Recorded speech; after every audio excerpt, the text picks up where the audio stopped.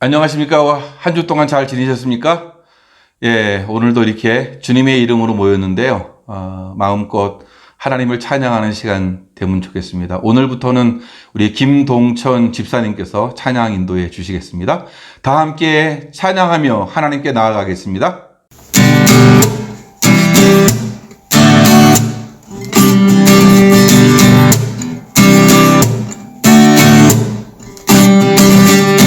주의 이름 높이며 주를 찬양하나이다. 나를 구하러 오신 주를 기뻐하나이다. 하늘 영광 버리고 이 땅 위에 십자가를 지시고 죄 사했네. 무덤에서 일어나 하늘 올리셨네. 주의 이름 높이리.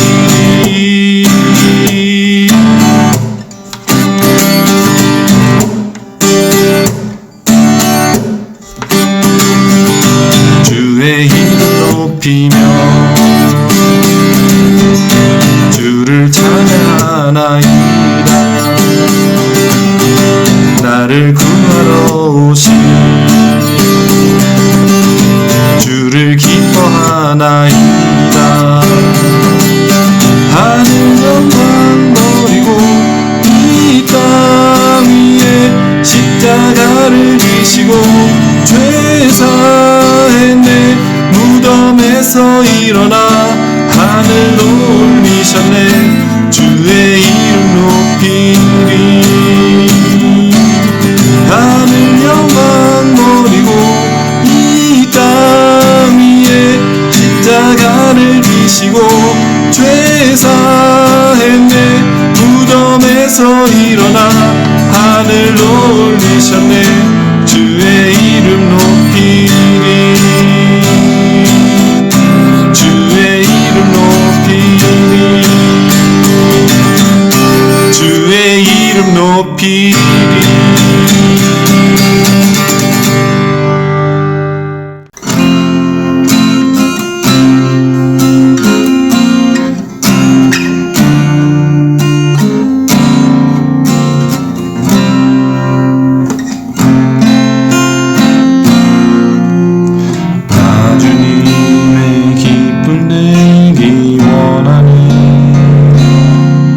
내 마음을 새롭게 하소서.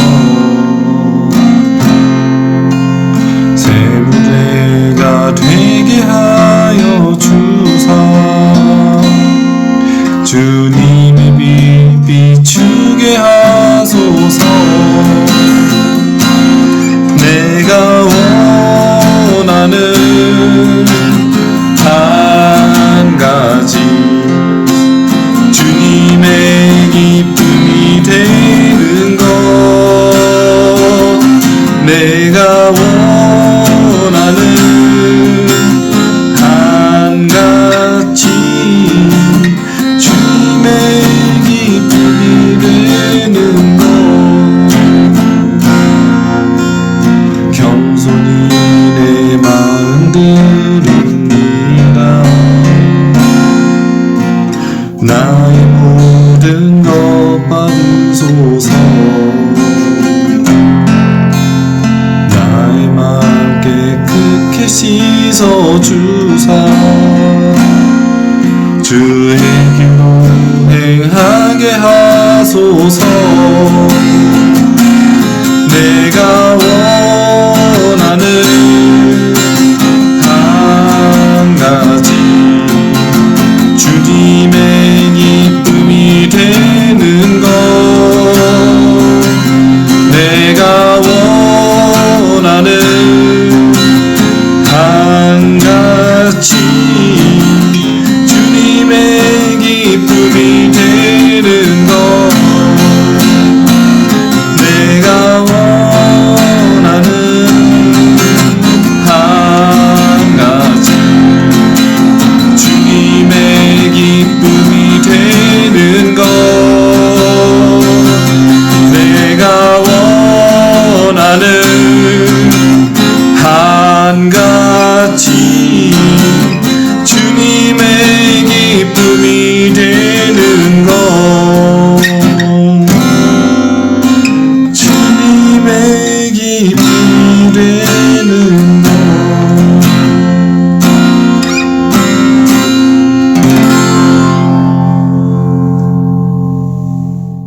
다 같이 임리의 찬송하시면서 예배 드리겠습니다.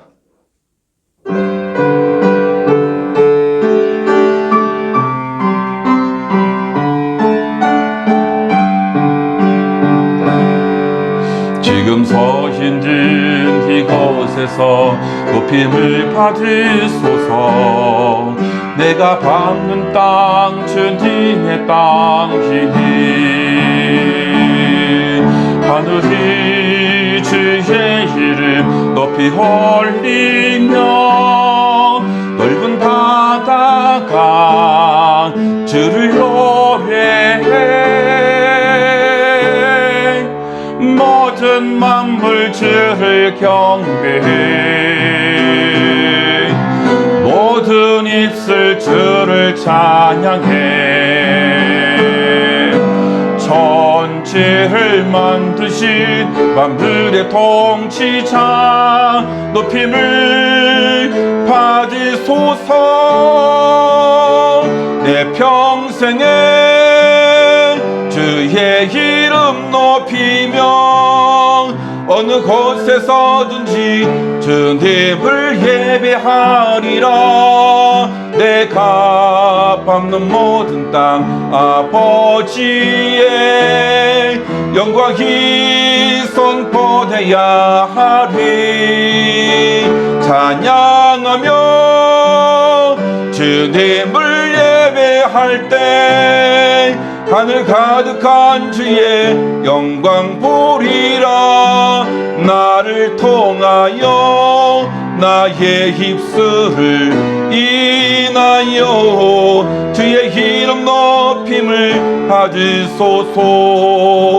나를 통하여 나의 입술을 인하여 주의 이름 높임을 받으소서.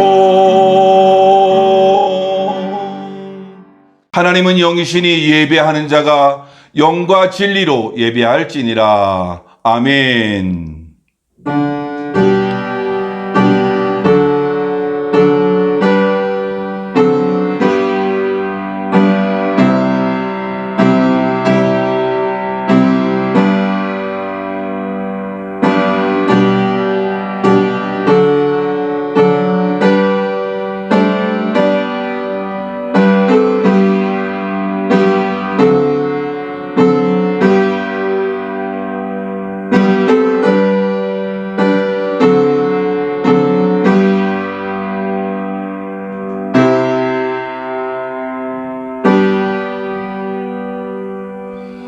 여호와께 감사하고 그의 이름을 불러 아뢰며 그가 하는 일을 만민 중에 알게 할지어다. 여호와와 그의 능력을 구할지어다. 그의 얼굴을 항상 구할지어다. 아멘. 사랑이 많으신 하나님 아버지, 오늘도 주님의 이름을 부르며 이렇게 주님 앞으로 모였습니다. 하나님 아버지, 오늘 이 시간 하나님의 능력을 구할 뿐만 아니라 하나님의 얼굴을 구하는 시간이 될 수 있도록 주님이 도우시고 인도해 주시옵소서. 시간마다 하나님의 은혜가 우리 가운데 있기를 소망합니다. 주님께서 우리를 지키시고 인도하시며 이끌어 주시고 함께해 주옵소서. 온전한 예배를 마음을 다하여 드리는 귀한 시간 될 수 있도록 성령의 충만함을 우리에게 허락해 주옵소서. 모든 시간을 주님께 의탁하옵고 예수님의 이름으로 기도하옵나이다. 아멘. 사도신경으로 우리의 신앙을 고백하겠습니다. 전능하사 천지를 만드신 하나님 아버지를 내가 믿사오며 그 외아들 우리 주 예수 그리스도를 믿사오니 이는 성령으로 잉태하사 동정녀 마리아에게 나시고 본디오 빌라도에게 고난을 받으사 십자가에 못 박혀 죽으시고 장사한 지 사흘 만에 죽은 자 가운데서 다시 살아나시며 하늘에 오르사 전능하신 하나님의 우편에 앉아 계시다가 저리로서 산자와 죽은 자를 심판하러 오시리라. 성령을 믿사오며 거룩한 공예와 성도가 서로 교통하는 것과 죄를 사하여 주시는 것과 몸이 다시 사는 것과 영원히 사는 것을 믿사옵나이다. 아멘. 다 같이 찬송 부르겠습니다. 찬송가 288장 찬송하겠습니다.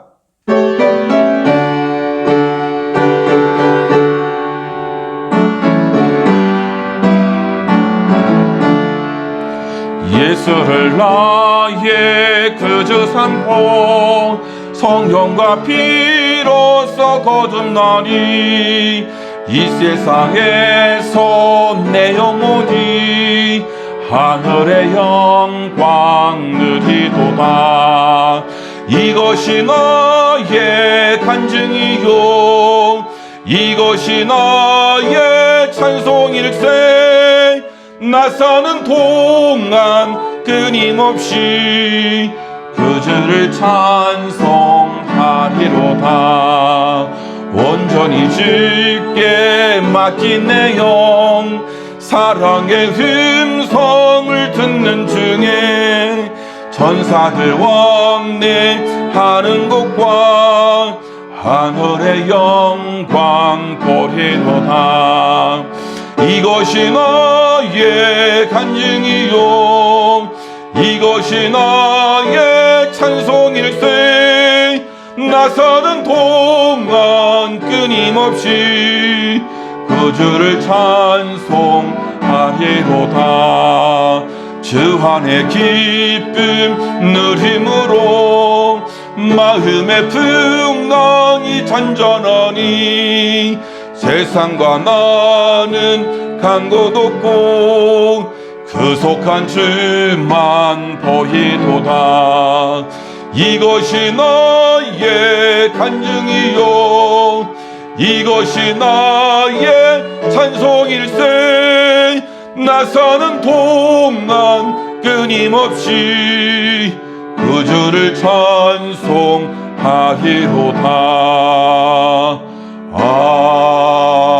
아멘. 오늘 주실 말씀은 데살로니가전서 2장 1절에서 6절입니다.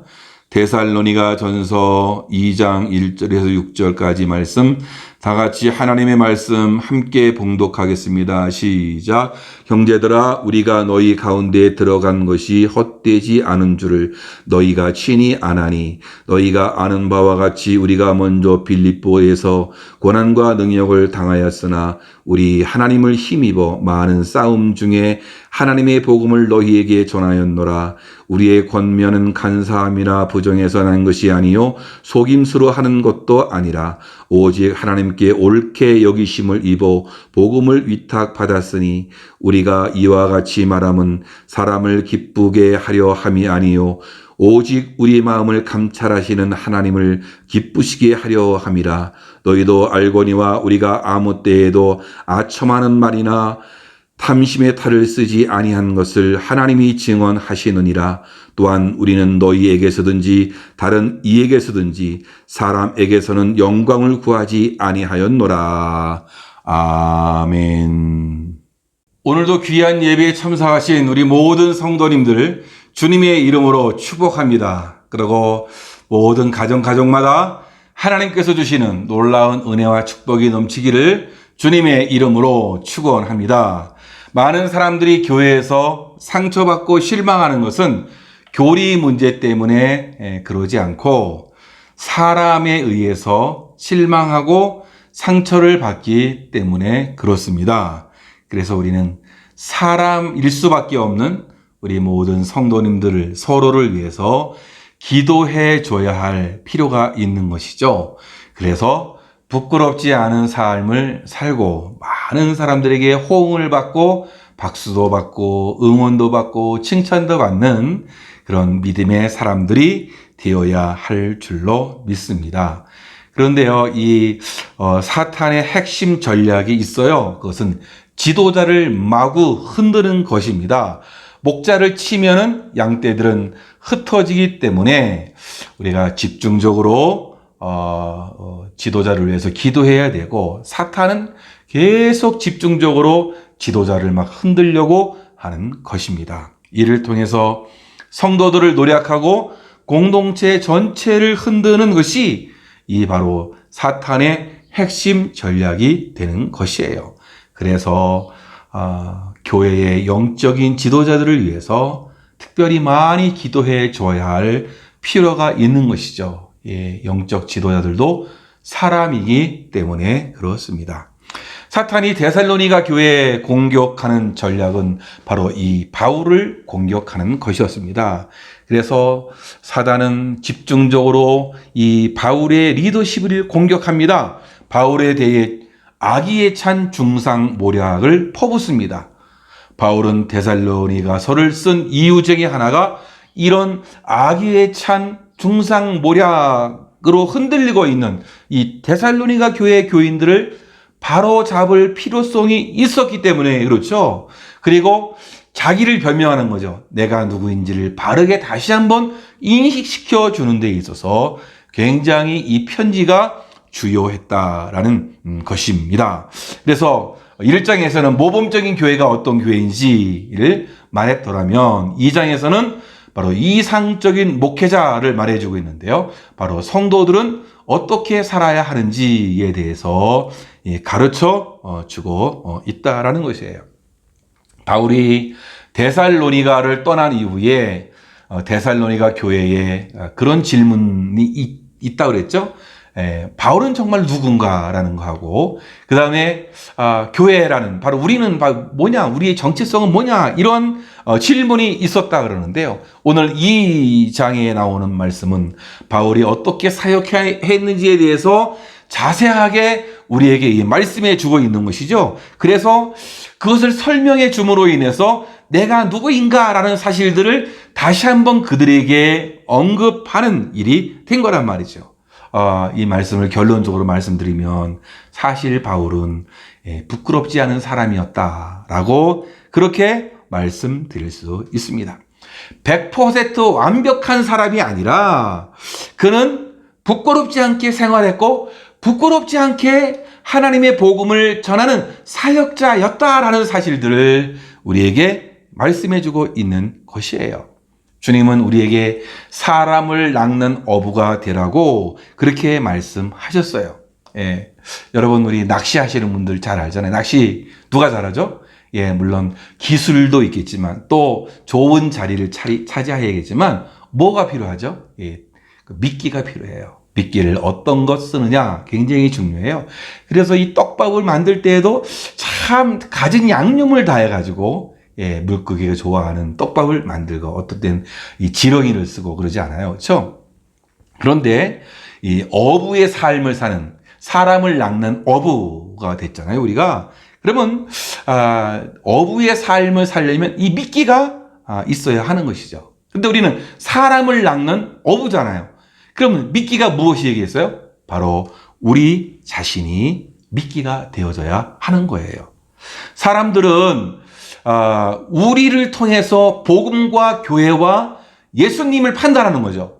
교회를 판단할 때 그 교회의 구성원인 성도들이 어떤 사람인가를 보고 그 교회를 판단하는 거예요. 사랑하는 성도 여러분, 그래요. 내가 누구인가, 내가 어떤 미끼를 가지고 있느냐, 그렇죠? 굉장히 중요한 것입니다.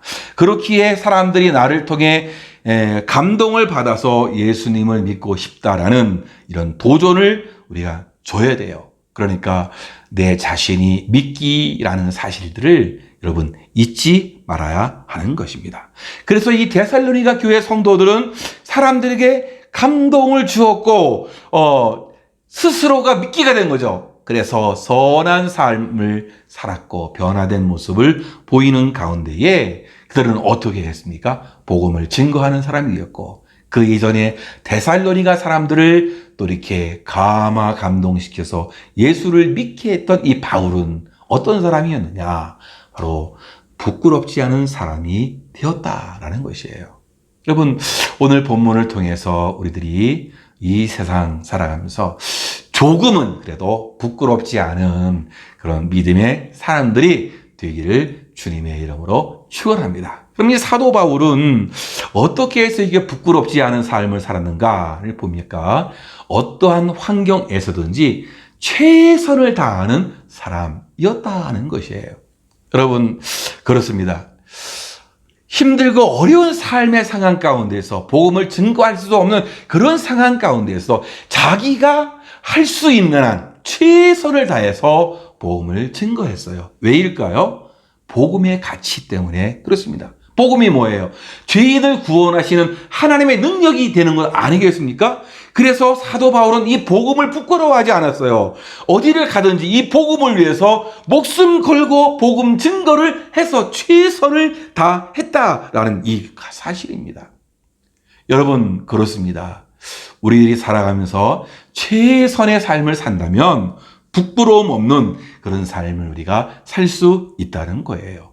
오늘 1절과 2절 말씀을 우리가 한번 같이 해볼까요? 시작. 형제들아, 우리가 너희 가운데 들어간 것이 헛되지 않은 줄을 너희가 친히 아나니 너희 아는 바와 같이 우리가 먼저 빌립보에서 고난과 능력을 당하였으나 우리 하나님을 힘입어 많은 싸움 중에 하나님의 복음을 너희에게 전하였노라 라고 말씀하고 있습니다. 많은 싸움 중에서 하나님의 복음을 전했다라고 하는 거죠. 지금 무엇을 말할까요?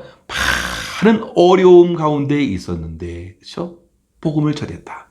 또 그 전에 빌립보에서 능력과 고난을 당했다. 하나님을 힘입어서 복음을 증거할 수 있었다라고. 예. 여러분, 사도 바울이 참 엄청난 환경, 어려운 환경 속에서도 그가 얼마나 최선을 다했는지 우리는 이 말씀을 통해서 우리가 보게 되는 것이죠. 고린도 후서 11장 23절 그 이하의 말씀을 보면 그래요. 옥에 갇히기도 하고, 정말로 매를 수없이 맞고, 또 여러 번 죽을 뻔했다. 아주 요약적으로 그렇게 얘기했어요. 옥에 갇히기도 하고, 매를 수없이 맞고, 여러 번 죽을 뻔했다. 그러면서 아주 그렇게 얘기해요. 40에 하나 감한 매, 39대 매를 5번 맞고, 또 3번 태장으로 맞고, 1번 돌로 맞고, 또 3번 파선하고, 일주일을 깊은 바다 가운데서 지냈고, 강의 위험, 강도의 위험, 동족의 위험, 이방인의 위험, 시내의 위험, 광야의 위험, 바다와 또 거짓 형제들의 위험. 참 엄청난 힘들고 어려운 상황이 이 사도 바울에게 있었단 말이죠. 그런데 그는 어떻게 했어요? 최선을 다했어요. 여러 번 죽을 뻔했는데도, 옥에 갇히기도 했는데요, 수없이 많이 매를 맞았는데도 참 최선에 다해서 복음을 증거하는, 최선을 다했다. 그러니까 그런 부끄럽지 않은 삶을 살게 된 것입니다. 1세기의 이 초대교회 제자들에게 있어서는 이 굉장히 급진적이었다라는 말이 있었는데, 그런데 이때 그들은 그게 정상적이었다라는 이 말이에요. 원래 복음은 목숨 걸고 희생과 고난을 각오해야 하는 그런 성격을 지니고 있는 거란 말이죠. 그래서 복음을 전하는 곳마다 막 소동이 막 일어나게 된 거예요. 그런데 이제 요즘 이 시대에는 우리가 살아갈 때에 참 급진적이잖아요. 이 급진적이다라고 할 때 이것은 보수적인 이 기독교인들에게는 참 어울리지 않는 용어처럼 들리지 않습니까? 그래서 이 레디컬이라는 이 책이 있어요. 이 급진적이다라고 했는데, 참 그 책에서 보니까 근본적이면서도 급진적인 예수 그리스도의 복음을 따라 살라고 도전하고 있는 것이 이 레디컬이라는 책이에요. 여러분, 그러니까 우리는 어떻게 해요? 아주 신앙을 보수적으로 가지고 있으면서 삶은 급진적으로 이렇게 나아가야 된다. 그러니까 복음을 전하는 데 있어서 우리가 아주 희생을 감수하면서도 나가야 된다라는 이 사실들을 말해주고 있어요. 여러분, 예수님은 메시아다라는 이 단순한 복음, 그렇죠? 아주 단순한 복음을 전했는데 고난도 당하고 배척도 당한단 말이죠. 특별히 복음의 가장 큰 적대자들이 누구였어요? 하나님을 믿는 유대인들이었단 말이죠. 근데 이 사도 바울은 전도의 중심이 어디였어요? 바로 이 회당 중심에서 바로 유대인들이 있었던 그곳이었단 말이죠. 흩어진 유대인들 디아스포라에게 하나님의 말씀을 증거하는, 그래서 그들에게 적대적인 대접을 엄청나게 많이 받고 있었단 말이죠. 이 빌립보에서 쫓겨 나온 것도 어떻게 됐어요? 유대인들 때문에. 그래서 이 데살로니가 온 것도 쫓겨와서 데살로니가 왔어. 근데 데살로니가에서 또 3주 만에 빠져나가게 된 것도 뭐죠? 이런 많은 핍박과 박해를 받게 돼요. 그래서 겨우 그가 도망쳐 나오게 된 거란 말이죠. 이것을 보면 사도 바울은 참 예수 믿기 전과 예수 믿은 후가 엄청난 차이가 있는 거죠. 복음을 알고 난 다음에 그 시점이죠. 복음을 알기 전과 알고 난 이후의 삶이 완전히 틀린 거죠. 그래서 복음을 핍박하던 사람이 이제 복음을 증거하는 사람이 된 것만 봐도 엄청난 거예요. 그러니까 이 사도 바울은 유대인들이 그렇게 하리라는 것을 다 아는 거죠. 그렇죠? 왜? 자기도 그런 사람이었으니까. 그러면서 많은 싸움 중에 복음을 전했다. 그러니까 많은 어려움 가운데서 복음이 전해진 거란 말이죠. 우리가 사실 편안한 것은 왜 그렇죠? 복음을 증거하지 않기 때문에 그래요. 복음을 증거하는 순간 나를 싫어하는 사람이 생겨요. 복음을 증거하는 순간 박해를 받을 수 있어요. 복음을 증거하는 순간 사람들이 나를 떠날 수도 있어요. 내가 복음을 증거하는 순간 나를 미워하는 사람이 생길 수도 있단 말이죠. 싸움이 없는 것은 복음을 증거하지 않기 때문에 그래요. 이 사도 바울도 복음 증거하지 않고 가만히 있어서는 어떻게 되겠죠? 이런 어려움 없었을 거란 말이죠. 많은 싸움이 있을 수가 없었죠. 그런데 그럼 많은 싸움이 있었던 것은 왜 그런 거예요? 그런 목숨 걸고 복음을 증거했기 때문에. 복음을 증거하는 순간 이런 어려움이 봉착되지만 여러분 이것을 보면 참 급진적인 삶 아니었습니까? 그렇죠? 그러나 그의 모든 것이 헛되지 아니했다. 부끄러움이 없는 거죠. 사랑의 성도 여러분, 그렇습니다. 우리가 이 세상을 살아간다는 것 참 이 엄청난 것인데 이 복음이라고 하는 것은 이렇게 희생과 고난의 산물이 되어지는 것이에요. 주님의 십자가에서 고난과 희생이 그 복음이 된 거예요. 주님이 그 십자가에서 이런 고난과 희생이 없었다면 복음이 되지가 않았던 것이죠. 그러니까 이 복음은 그만큼 가치가 있는 것이죠. 그러니까 이것을 알고 있는 사도 바울은 복음을 위해서 최선을 다하는 거죠. 복음이 값진 것이다. 사랑하는 성도 여러분, 우리가 구원을 받은 것은 값없이 주시는 하나님의 은혜, 거저 주시는 것으로 우리가 받았지만, 그러니까 복음 자체가 값이 없는 것이 아니죠. 복음 자체는 값 없는 것이 아니라 복음 자체는 아주 매우 값진 것이죠. 예수 그리스도의 놀라운 희생과 고난으로 이루어진 아주 값진 것이란 말이죠. 그래서 최선을 다하니까 어떻게든 부끄럽지 않은 것이 되었다라는 것입니다. 사랑하는 성도 여러분, 그렇습니다. 우리의 삶의 형편이 어떻든지 간에 최선을 다할 수 있는 저와 여러분들 되어지기를 주님의 이름으로 축원합니다. 이제 우리가 보면 사도 바울이 부끄럽지 않게 된 것을 그가 설명해 주고 있는데요. 그게 뭐냐? 그런 진실하게 했다라는 것입니다. 오늘 말씀에서 그의 전도는 간사나 부정이나 괴계에서 나온 것이 아니다라고. 내가 메시지를 듣는 건 내 속임수를 했느냐? 내 메시지는 이건 속이는 게 아니야. 그렇게 말씀. 내가 너에게 전한 그 동기는 순수한 동기에서 내가 한 거야. 난 정직하게 했어. 나의 방법은 정직한 거였어. 나는 성실하게 그 일을 감당했어. 이런 것들을 설명해 주고 있단 말이죠. 오늘 말씀이 3절이에요. 시작. 우리 권면은 간사함이나 부정에서 난 것이 아니요 속임수로 하는 것이 아니라. 5절 보십시오. 시작. 너희도 알거니와 우리가 아무 때에도 아첨하는 말이나 탐심의 탈을 쓰지 아니한 것을 하나님이 증언하시느니라.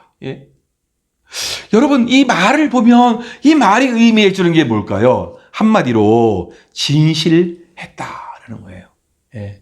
아주 쉬운 우리말 이 쉬운 성경처럼 아주 쉬운 영어로 된 이 영어 성경이 있어요. 거기에서 데살로니가전서 2장 3절 시작 부분을 그렇게 얘기해요. 여러분을 향한 우리의 메시지는 진실하다.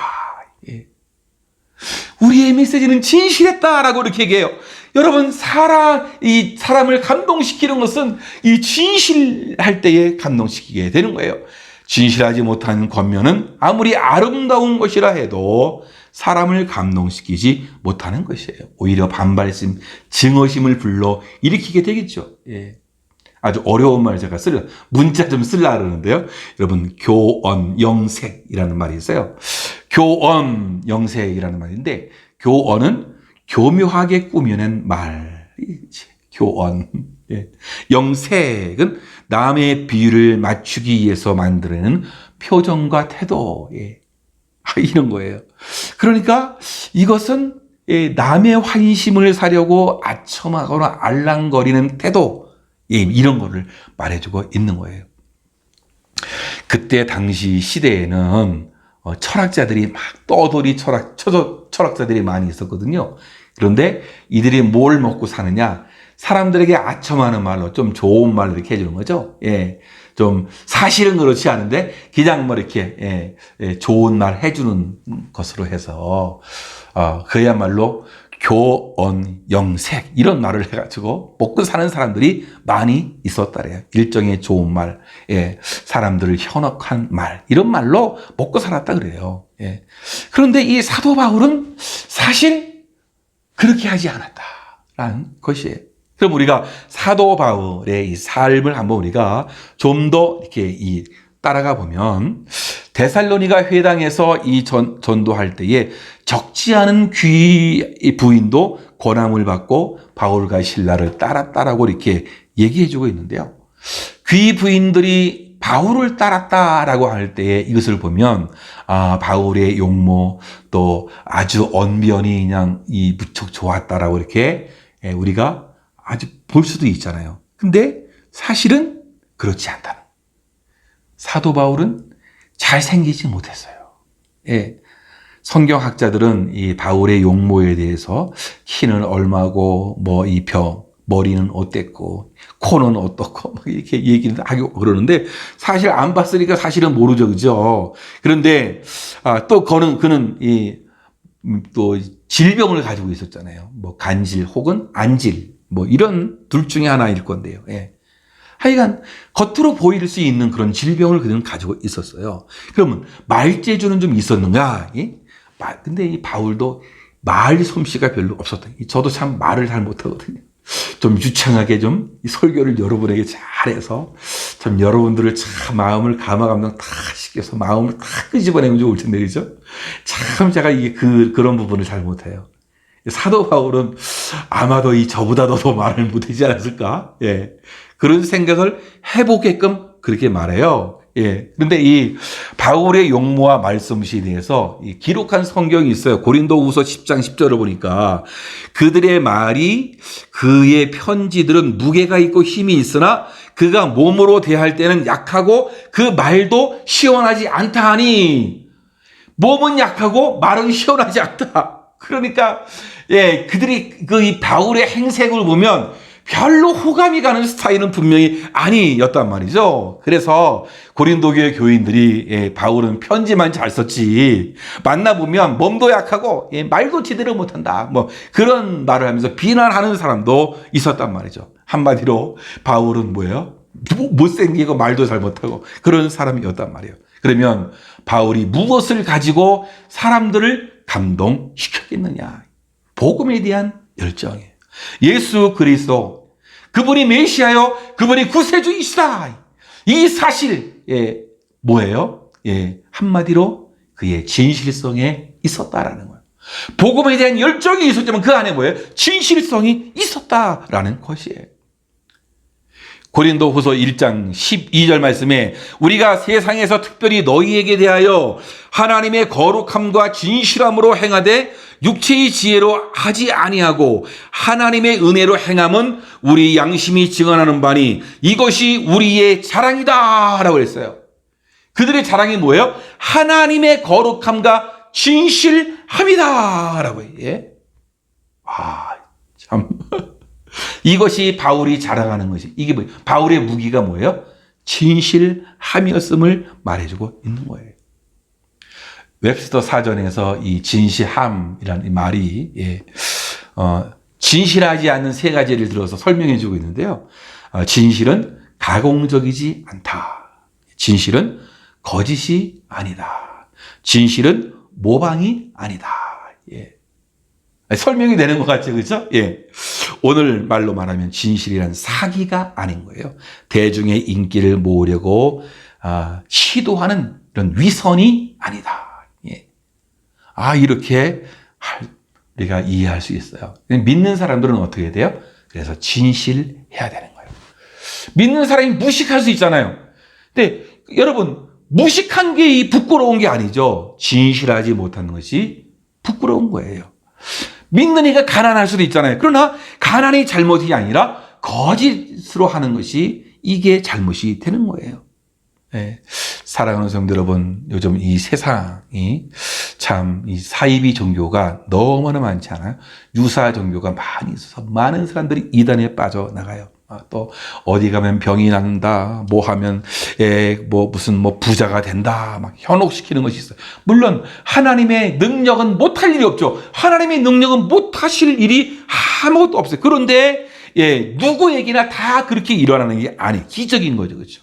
그래서 이 기적을 막 보편화시키고 기적을 상품화시키는 이런 기독교 사기꾼에게 속지 말아야 하는 거란 말이죠. 진실을 떠난 기독교는 기독교가 아닌 거예요.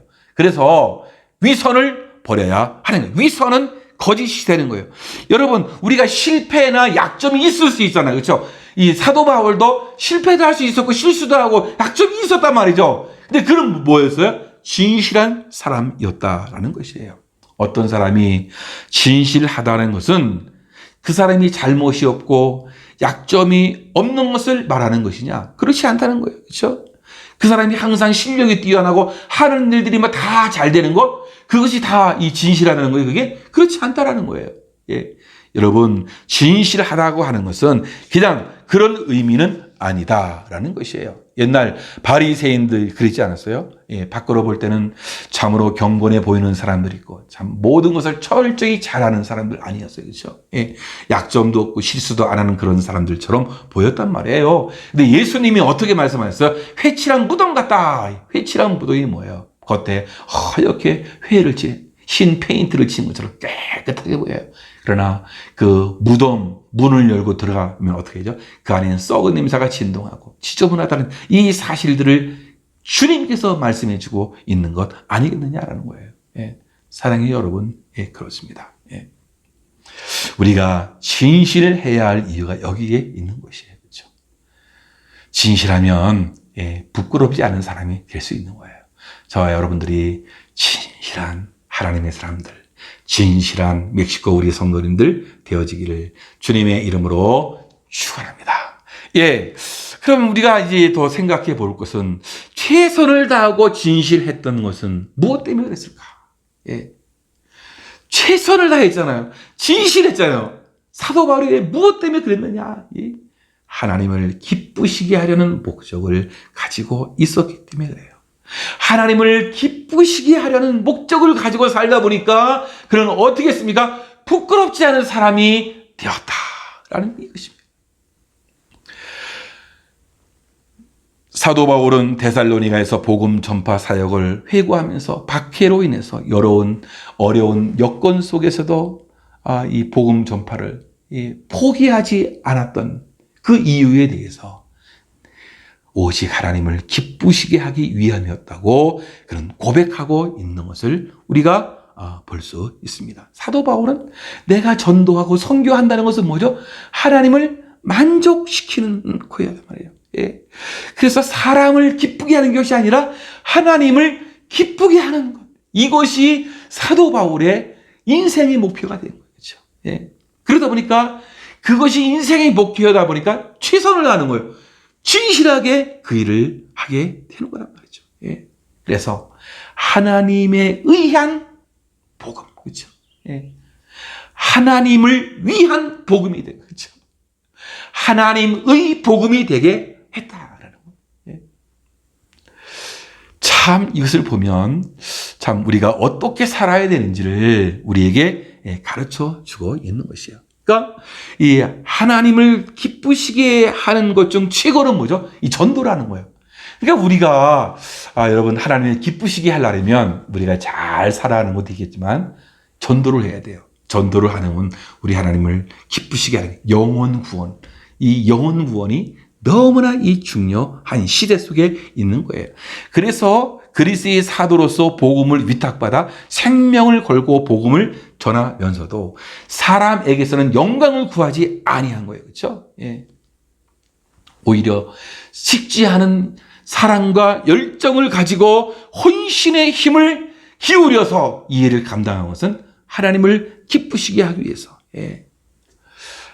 참, 이 선교적 교회라는 말이 요즘 굉장히 많이 떠돌고 있어요. 선교적 교회. 예. 그래서 우리 교회는 선교적 교회야. 예. 저도 우리 교회가 선교적 교회가 되길 원하는데. 여러분, 선교사를 많이 파송해서 선교비가 많이 나와서 선교적 교회가 되냐? 예, 물론 선교를 표방하는 정책은 너무나 좋은 거죠. 그렇죠? 예. 그런데 선교적 교회라는 그거 진정성이 있는 의미는 뭐겠어요? 모든 성도님들이 선교적 삶을 사는 거예요. 하나님을 기쁘시게 하는 거죠. 그렇죠? 그래서 최선을 다하고 진실하게 살고 그래서 삶의 현장 속에서 복음을 증거하게 되는 거예요. 복음이 이거야 가르치는 것이 아니라 내 삶을 통해서 나도 한번 교회 다니고 싶다라는 이런 감동을 주는 정말로 부끄럽지 않은 삶을 살면서 복음이 증거되는 것. 이것이 바로 우리 주님이 바라시는 이 선교적 교회가 아닌가. 그렇게 우리가 생각되어져요. 여러분, 이 바울의 사역을 감당하면서 이 바로 삶의 원칙, 사역의 원칙이 뭐냐? 하나님을 기쁘시게 해. 하나님을 기쁘시게 해. 예. 하나님을 기쁘시게 해서 삶 속에서 하나님을 기쁘시게 해. 내가 일을 하는 현장 속에서 하나님을 기쁘시게 해. 예. 오늘 이 말씀 그렇게 나타나고 있잖아요. 오직 하나님께 옳게 여기심을 입어 복음을 위탁받았으니 우리가 이와 같이 말함은 사람을 기쁘게 하려 함이 아니요 오직 우리의 마음을 감찰하시는 하나님을 기쁘시게 하려 함이라. 예. 여러분 이렇게 4절 말씀에 이렇게 기록해주고 있는 거예요. 예. 여러분 하나님을 기쁘시게 하다 보니까 하나님 중심으로 할 수밖에 없는 거예요. 그러다 보니까 어떻게 사람에게 폐를 끼치는 일, 사람에게 실족하게 하고 사람을 상처 주고 뭐 이런 일들이 일어날 수가 없게 되어지는 거예요. 예. 그러니까 그의 말씀, 그가 어떻게 살았는지를 어떤 삶의 중심을 가지고 원칙을 가지고 살았는지를 다른 성경 구절을 보면요. 고린도후서 5장 9절 말씀에 그런즉 우리가 거하든지 떠나든지 주를 기쁘시게 하는 자가 되기를 힘쓰노라. 예. 거하든지 떠나든지 주를 기쁘시게 하는 자가 되기를 힘쓰노라. 그래서 이 에베소서 5장 10절 말씀에서는 주께 기쁘시게 할 것이 무엇인가 시험하여 보라. 왜 이런 말을 썼을까요? 예. 그의 삶의 원리, 원칙이 여기에 담겨져 있는 거예요. 그러니까 참 우리가 우리 가슴에 어떤 동기를 품고 살아가느냐 너무 중요한 거란 말이죠. 예. 하나님의 그 복음을 위탁받았던 이 사도 바울은 하나님을 기쁘시게 하려는 그러한 삶의 동기를 가지고 있었단 말이죠. 예. 참 요즘은 외모가 이 중요한 시대 아니겠습니까? 그래서 겉을 치장하는 경우가 많이 있는데요. 예. 또 아름다우면 사람들에게 이 좋은 인상을 준다는 것은 너무 좋잖아요. 근데 겉모습만 좋은 게 아니죠. 우리 속 사람이 잘 되어져야 하는 것이죠. 진정한 변화는 여러분 외모의 변화가 아니라 속 사람의 변화가 되는 것이에요. 그래서 이 미인이 되고 싶어요. 왜 미인이 되고 싶으면은요, 여러분 마음을 곱게 써야 되는 거죠. 그렇죠? 예, 마음을 곱게 쓰면 어떻게 하죠? 이 모습에서 나오는 저 사람 참 모습이 괜찮다. 최고의 성형은 여러분 다이어트라고 그러잖아요. 그렇죠? 예, 칼을 대서 성형을 하는 것이 아니라 내 몸무게를 줄임으로 인해서 오히려 더 멋있게 보일 수 있는 우리들, 그렇죠? 우리의 마음을 잘 관리하면 마음속에서 풍겨 나오는 우리의 모습으로 인해서 더욱 미인이 되어져 가는 거예요. 그렇죠? 예. 그래서 우리가 그렇게 살아야 되는 우리들이란 말이죠. 그래서 우리 안에 올바른 동기를 가지고 살 때에 우리 주위에 있는 사람들, 내 자녀에게, 내 남편, 내 아내에게, 내 부모에게 어떻게 변화의 모습이 시작되게 되는 것이란 말이죠. 사랑하는 성도 여러분, 우리 주위에 겉은 화려하지만 마음의 동기가 불순한 사람들이 얼마든지 있단 말이에요. 그러므로 우리는 마음의 동기를 잘 가지고 있어야 되는 거예요. 요즘 이 학폭 사건으로 인해서 스포츠계, 연예계 막 쑥대밭이 막 되어가고 있잖아요. 그렇죠? 이미 10년이 지난 사건이었는데 청소년 시기에 자기 친구들 혹은 후배들을 괴롭히는 사건이 발단이 되어서 지금 아주 엄청난 일이 일어나고 있지 않아요? 저는 이 사건들을 보면서 참 도저히 해서는 안 될 일들을 저질렀지만 보니까 뭐죠? 그들이 부끄러움을 모르는 거예요. 부끄러운 걸 몰라요. 부끄러움이라는 그 감각을 잃어버렸던 거예요. 그 당시에는 어떻게 당당하죠? 예, 힘으로 억눌렸죠. 오히려 그냥 아주 자랑스럽죠. 막 남을 막 이렇게 부리고 막 이렇게, 그쵸? 아주 힘께나 있는 것 같고 굉장히 이렇게 잘 나가는 것 같이, 예. 그랬을 거 아니에요. 그때 당시에는. 예. 근데 성인이 되어서 그것이 뭐가 됐어요? 부끄러운 일이 되고 말았다라는 것이에요. 부끄러움이란 자신의 약점이나 결점이 남들 앞에 드러나거나 밝혀졌을 때 일어나는 감정이 되는 것입니다. 예. 이 부끄러움은 자신의 태도나 행동이 다른 사람 또는 공동체라는 거울을 통해서 드러날 때 느끼는 감정이 되어지는데, 그래서 비난받게 되고 문제가 지적되면서 일어나는 일종의 도덕적 관념이 바로 이 부끄러움이라는 거예요. 그래서 이 부끄러움을 모른다라는 것은 뭐죠? 예. 남들이 뭘 하든 난 신경 안 써. 남들이 뭘 하든 난 신경을 안 써. 이것은 뭐 자기를 돌아볼 수 있는 거울을 잃어버리는 거예요. 도덕적 관념이 무너지게 되는 거란 말이죠. 예. 여러분, 그래요. 오히려 부끄러움을 가져야겠죠. 부끄러움을 내가 가지고 있으면 부끄럽지 않은 삶을 사는 거예요. 그렇죠? 예. 부끄러움이 없으니까 뭐죠? 부끄러운 삶을 사는 거예요. 에스라 9장 6절을 보면 이런 말씀이 있어요. 내가 부끄럽고 낯이 뜨거워서 감히 나의 하나님을 향하여 얼굴을 들지 못하오니 이는 우리 죄악이 많아 정수리에 넘쳤고 우리 허물이 커서 하늘에 미침이니이다. 에스라, 여러분 학사, 에스라 아니에요, 그렇죠? 하나님의 말씀을 증거하고 가르쳐왔던 학사, 이 에스라, 그는 일반 백성을 얼마나 거룩하고 잘 살았겠어요, 그렇죠? 그가 잘못 살았다는 내용이 성경은 하나도 나오지 않죠, 그렇죠?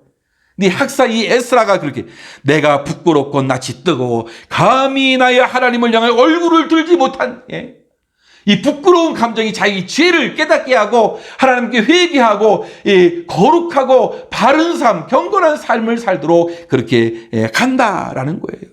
여러분, 그래요. 여러분, 이 부끄러움의 감정이 있어야 되는 거 아니겠어요? 그렇죠? 그래야 부끄럽지 않은 삶을 산 거예요. 그렇죠? 여러분, 그래요. 얘가 강단에서 이런 말을 하면 안 되겠지만 못 팔리다라는 말, 못 팔리다라는 말이 있잖아요. 그렇죠? 참 우리는 못 팔리는 짓을 하면 안 되겠죠. 그렇죠? 못 팔리는 짓을 하면 안 돼요. 여러분, 부끄럽지 않은 사람이 우리가 되어져야 한다는 그런 이야기입니다. 여러분, 부끄러움을 알아야 부끄럽지 않은 삶을 살 수 있게 되어지는 거예요. 사도 바울은 오늘 본문을 통해서 자신이 누구인지를 밝히고 있어요. 자기가 어떻게 살았는지 확인해주고 있어요. 그럼 완벽하지 않았어요. 그러나 부끄럽지 않은 사람이 됐다. 왜? 최선을 다했죠. 진실했어요. 왜? 하나님을 기쁘시게 하다 보니까. 요즘 이 세상은 부끄러움이 막 사라지고 있단 말이죠. 부끄러운 일을 버리고 떳떳하게 살려고 막 당당하게 살려고 그래. 참 못 팔리는 짓을 하고서도 세상 사람들 그것도 모르고 살아가고 있잖아요. 그렇죠? 사랑하는 성도 여러분, 우리는 하나님 앞에서 부끄럽지 않은 사람이 되어야 하겠습니다. 그래서 부끄러움의 감정을 가지고 있지만 하나님 앞에 부끄럽지 않고 사람 앞에 부끄럽지 않는 저와 여러분들 되어서 많은 사람들에게 삶을 통해서 예, 정말 선교적 삶을 사는 저와 여러분들 되어지기를 주님의 이름으로 축원합니다. 함께 이 시간에 우리가 찬양하고 기도하게 되는 행복이라는 찬양이에요. 여러분, 그래요. 이 가사를 보면 참 이렇게 살면은 부끄럽지 않은 사람이 될 것 같은 거예요. 예. 여러분, 이 찬양의 가사를 다시 한번 생각해보고 여러분의 가정과 인생의 행복을 한번 기도하면서 여러분 이 찬양을 부르면 좋겠습니다. 찬양하고 기도하겠습니다.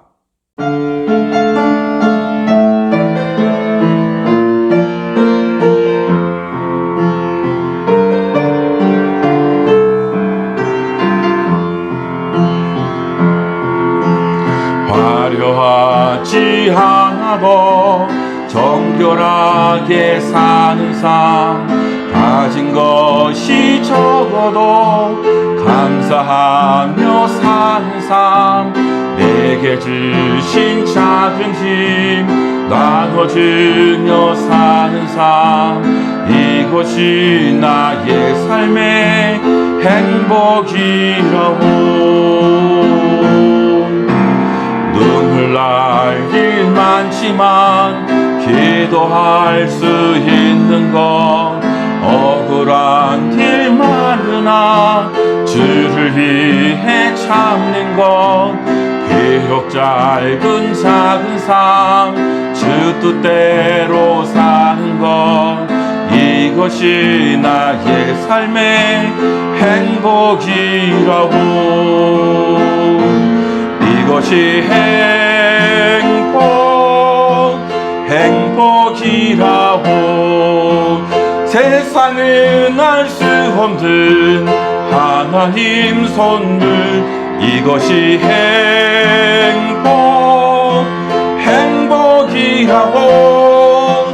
하나님의 자녀로 살아가는 것, 이것이 행복이라고.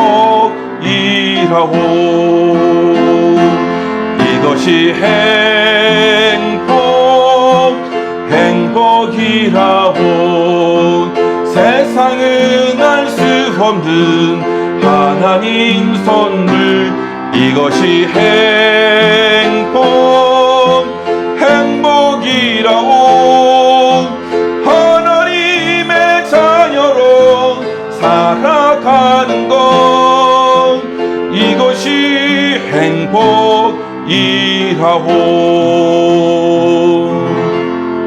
성도 여러분, 다 같이 우리가 합심해서 통성으로 기도하기를 원합니다. 주님, 부끄럽지 않은 사람이 되기를 원합니다. 최선을 다하게 하시고 진실하게 하시고 하나님을 기쁘시게 하는 그런 삶을 살아서 부끄럽지 않은 그런 인생을 사는 우리들 될 수 있도록 도와달라고 여러분 기도하시고 행복하기를 소원합니다. 진정한 행복으로 살 수 있도록 도와주옵소서. 남 부끄럽지 않도록 인도해 주시옵고 나눠주며 살고 주 뜻대로 살고 정말로 기도하며 살 수 있는 우리들 될 수 있도록 주님 도와달라고 여러분 기도하시고, 육신의 질병으로 고통받는 분들을 위해서 우리가 이 시간 기도하기를 원합니다. 우리 양강호 집사님 치료받고 있는데 하나님 아버지 모든 치료의 가정들 역사해달라고, 신복희 권사님 하나님 아버지 빨리 깨워주시고 의식회복할 수 있도록 도와달라고 여러분 기도하시고, 가정과 일터와 교회에 행복이 넘치게 해달라고, 건강하게 해달라고, 일이 잘 풀리게 해달라고, 우리 젊은이들 희망을 주옵소서. 앞길을 인도해 주옵소서. 합심해서 통성으로 기도하겠습니다. 하나님 아버지, 하나님의 은혜와 사랑을 감사합니다. 오늘도 이렇게 주 앞에 나와 예배를 드리며 우리가 기도하게 하시니 감사합니다. 주여 역사해 주옵소서. 하나님 아버지 감사합니다. 주님여 도와주시옵소서. 화려하지 않아도 정결하게 사는 삶 되게 하시고, 가진 것이 적어도 감사하며 사는 우리들 될 수 있도록 인도해 주시옵소서. 우리에게 가진 것들 너무나 작은 힘이지만 나눠주며 사는 삶이 될 수 있도록 인도해 주셔서 우리의 삶에 행복이 넘칠 수 있도록 우리 주님 도와주옵소서. 주님 아버지, 우리가 살 때에 하나님 아버지 부끄럽지 않은 사람이 되기를 원합니다. 하나님 아버지 최선을 다하는 우리들 될 수 있도록 인도하시고, 하나님 아버지 진실하게 사는 하나님의 사람들 될 수 있도록 인도하시고 남을 속이지 않도록 인도하여 주시며 아버지 하나님이 올바르게 살아가는 우리들 될 수 있도록 인도하여 주옵소서. 하나님을 기쁘시게 할 수 있도록 인도하여 주시옵소서. 주님의 능하신 손으로 붙잡아 주시옵기를 원합니다. 하나님 아버지 도와주시옵소서. 남 부끄럽지 않게 행복하게 살기를 원하오니 주님여 도와주옵소서. 눈물 날 일 많지만 기도하게 하여 주시니 감사합니다. 억울한 일 많습니다 아버지. 그러나 주를 위해 참게 하시니 감사합니다. 주여 비록 짧은 우리의 작은 삶 주 뜻대로 살도록 주님이여 인도해 주시옵소서. 하나님의 은혜가 우리 삶 가운데 넘치기를 원하오니 육신의 질병으로 고통받는 분들이 있사오니 우리 양강호 집사님 아버지 항암 치료 잘 받게 하여 주시옵고 아버지여 깨끗하게 치유받는 것이 있도록 주님이여 도와주옵소서. 우리 신복희 권사님 아버지 빨리 깨어나게 하여 주시옵고 아버지 의식이 회복할 수 있도록 주님이 축복하시고 인도하여 주옵소서. 우리의 가정과 일도 교회를 지켜주셔서 행복한 삶이 될 수 있도록 인도하시고 건강한 아버지 우리에게 하시고 일이 잘 풀려나가도록 인도하여 주옵소서. 주님 아버지 이 젊은이들 요즘 희망이 없습니다. 희망을 주옵소서. 저들의 앞길을 열어주시고 인도해 주시옵소서. 주님이 도와주실 줄 믿습니다. 주여 우리 주님이 도와주실 줄 믿습니다. 하나님이 함께 하시고 인도하여 주시옵길 원합니다. 하나님이 동행하여 주시옵소서. 감사합니다. 예수님의 이름으로 간절히 기도하옵나이다. 아멘. 준비하신 예물을 하나님께 드리겠습니다.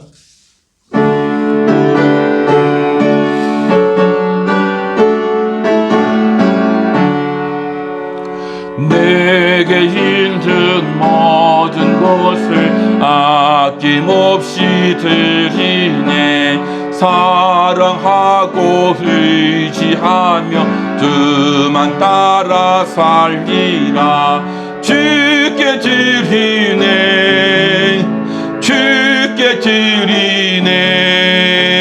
사랑하는 그 주 앞에 모두 드리네. 아멘.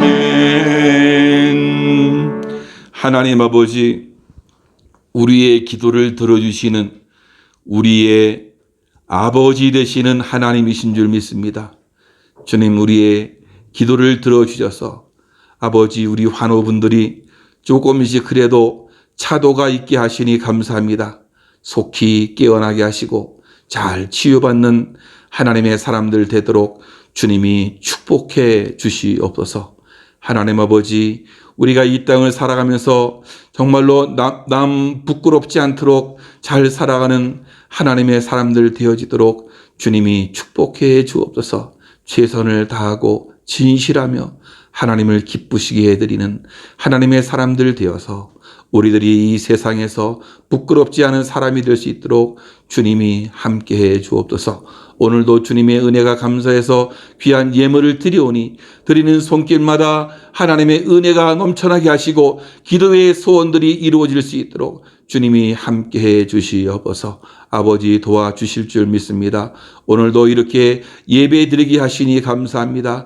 우리가 날마다 감사가 넘치는 하나님의 사람들 되어지도록 주님이 도와주옵소서. 예수님의 이름으로 감사하며 기도하옵나이다. 아멘. 교회 소식은 특별한 것은 없는데요. 다들 건강에 유의하시고 백신을 많이 접종하고 있는 가운데 멕시코에서는 있는데 아직 우리 교회 교인들 중에서는 접종하신 분들은 아직 안 계신 것 같은데요. 여러분들 잘 접종하시고 그동안에 더 건강하게 잘 지내시길 바라겠습니다. 그리고 이 썸머 타임은 4월 4일부터 시작이 되어집니다. 그렇게 하시고 다 같이 우리 일어나셔서 마지막 찬양 우리 비전 찬양 부르시고 축도로 예배를 마치겠습니다.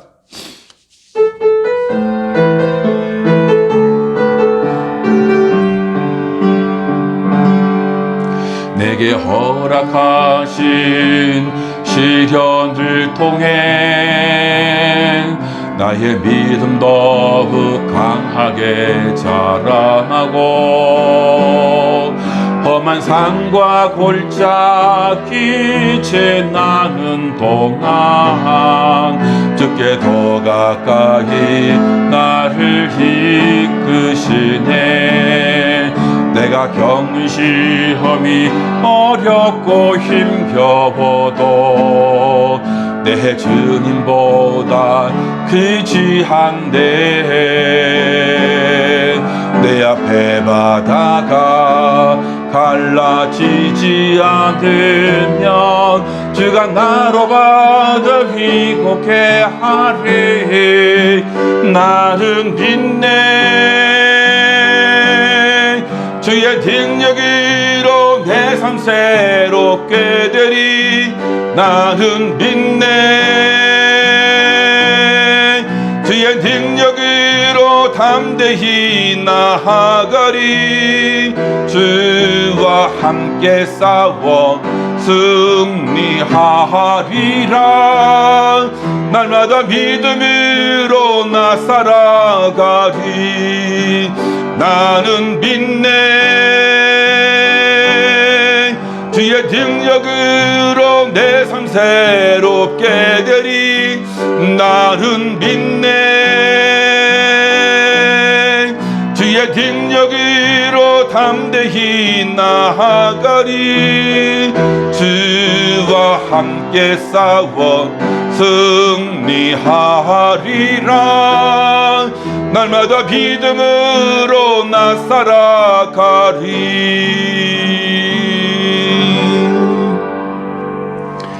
지금은 교회의 머리가 되신 우리 구주 예수 그리스도의 은혜와 우리 아버지 하나님의 지극하신 사랑과 성령님의 감화 감동 보호 인도 역사 충만하심이 오늘도 하나님의 말씀을 듣고 이 땅을 사는 동안에 우리가 부끄럽지 않은 사람이 되어서 하나님께 영광을 돌리기를 소망하는 여기 계신 주의 백성들과 저들의 가정과 생업과 자녀들 위에 지금으로부터 영원히 함께 있을지어다. 아멘.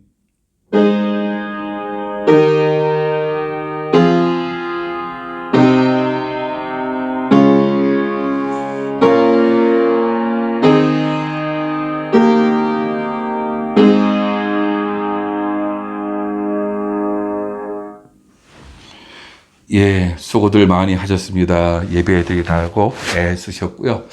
예, 우리 가족들 축복을 해 주십시다. 매번 우리 가족들을 많이 축복을 해 줘야겠는데요. 주님의 이름으로 축복합니다. 시작. 주님의 이름으로 축복합니다. 주님의 은혜가 여러분 가정 속에 차고 넘치고 우리 자라나는 우리 자녀들도 무럭무럭 잘 자라고 지혜롭게 잘 자라고 이 땅에서 또 하나님 나라에서 인재로 성장하는 하나님의 사람들 되어지기를 기원합니다. 또 다음 주에 만나 뵙겠습니다. 감사합니다.